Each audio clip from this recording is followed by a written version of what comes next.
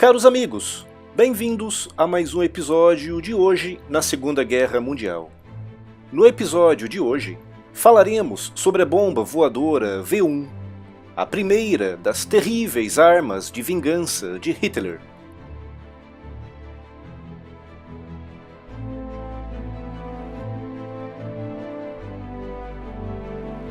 O projeto da V1 começou a ser desenvolvido no final dos anos 30 pelo engenheiro aeronáutico alemão Fritz Goslau, em parceria com a Henkel.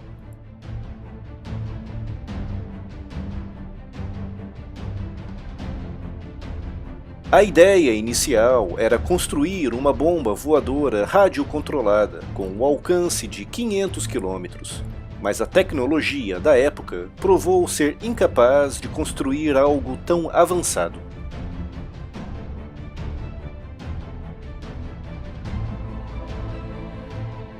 Em 1942, o engenheiro Robert Lusser, que trabalhava na Henkel, juntou-se ao projeto, desenhando a fuselagem da nova arma.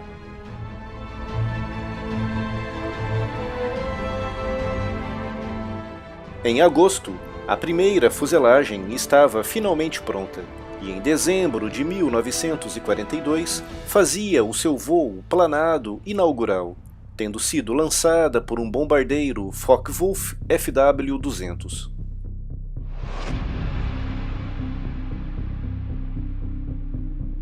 O projeto foi desenvolvido sobre um grande secretismo, com o nome de código Semente de Cereja.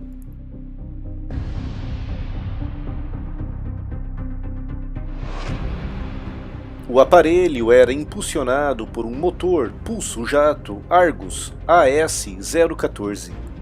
Tratava-se de um motor tremendamente simples, alimentado por um depósito de 650 litros de gasolina de baixa qualidade.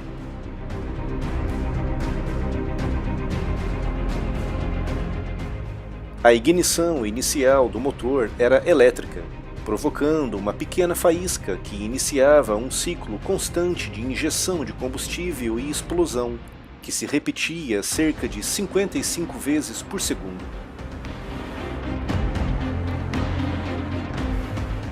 Esse ciclo constante gerava um ruído muito característico, que levou a que os aliados a batizassem de bomba zumbidora.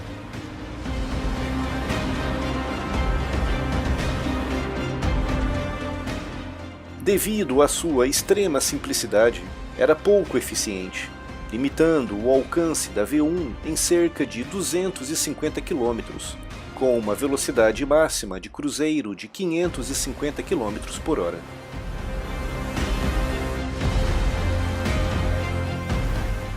O motor não gerava potência suficiente para a bomba decolar sozinha, motivo pelo qual era lançada por uma catapulta ou a partir de um bombardeiro em voo, normalmente o Henkel HE-111.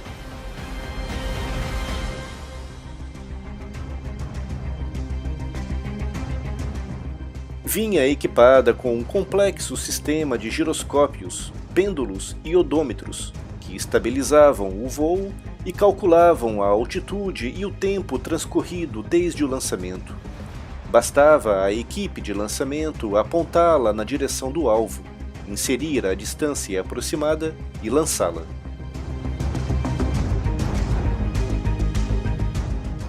Conforme a bomba voava, o fluxo de ar fazia girar uma hélice, e a cada 30 rotações, o seu computador analógico debitava um número pré-determinado de quilômetros. Quando o contador chegava a zero, a bomba iniciava um voo picado em direção ao alvo.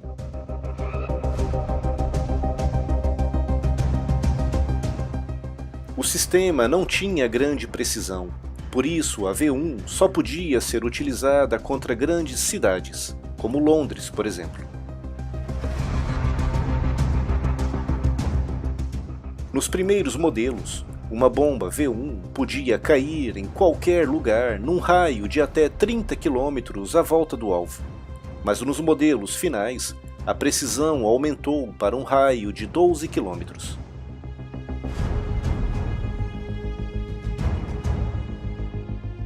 Carregava uma ogiva explosiva de 850 kg, apenas ligeiramente menor do que a carga explosiva transportada pelo foguete V2.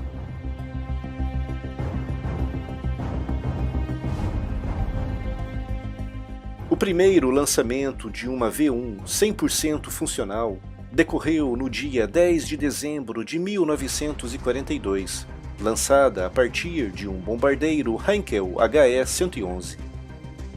Mas o primeiro ataque bem-sucedido ocorreria apenas no dia 13 de junho de 1944, quando uma V1 atingiu a estação de trem de Grove Road, em Londres.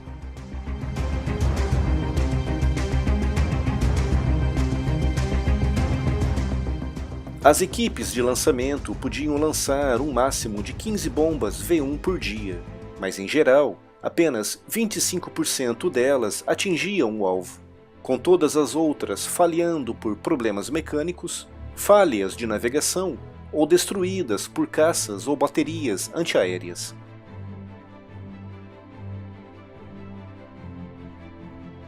As contramedidas contra as bombas V1 eram tão eficientes que em agosto de 1944, mais de 80% delas foram destruídas antes de atingirem o alvo.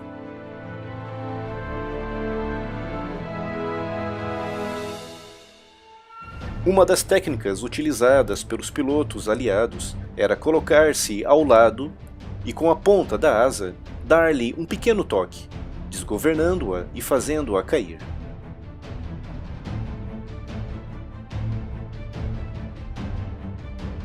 Para compensar o avanço aliado pela França e pela Bélgica, os alemães começaram a lançar as suas V1 a partir de aviões.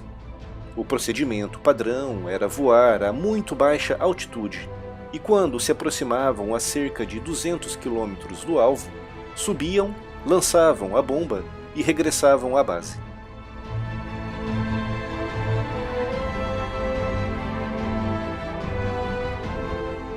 Mas era um procedimento perigoso e muito pouco eficiente. Por exemplo, na véspera do Natal de 1944, os alemães lançaram contra Londres 45 bombas V1 a partir de bombardeiros HE-111, mas apenas uma atingiu o alvo.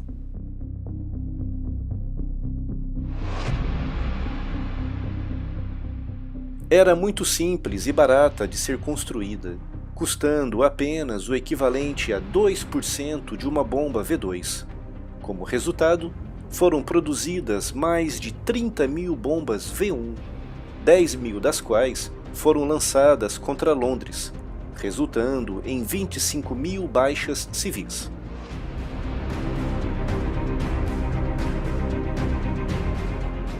Os alemães também desenvolveram uma versão pilotada da V1, conhecida como FI-103. Trata-se de uma arma que será explorada em mais detalhes em breve aqui no canal.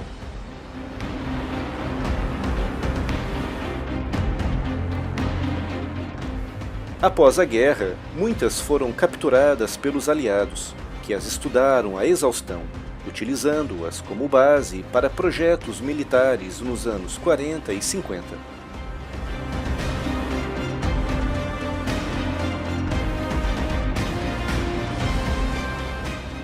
Era basicamente uma arma de terror e vingança, construída com o único propósito de espalhar o pânico entre a população civil.